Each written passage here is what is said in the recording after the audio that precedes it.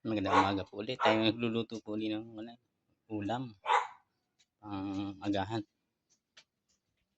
Ito po, nagluluto po. Nilakasan ko na po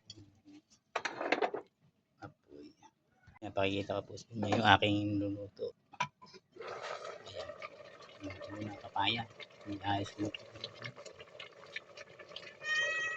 Papaya.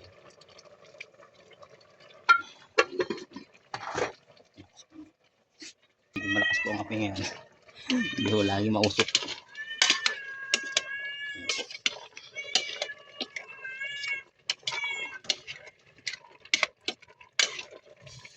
Halo lang para lumabas yung sakit.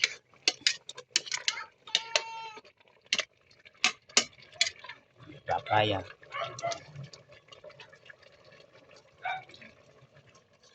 Ito po yun lang. Isang malaking sardinas.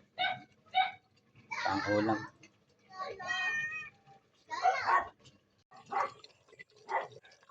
Ayan, tapos na tayo. Luto na.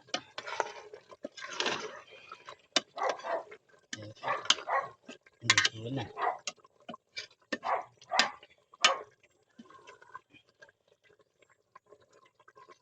Saka napanood uli nito ay sana ay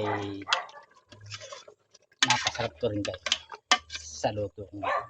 Ako po hindi kusinero talaga mula minsan niluluto katulad po ng walang ulam.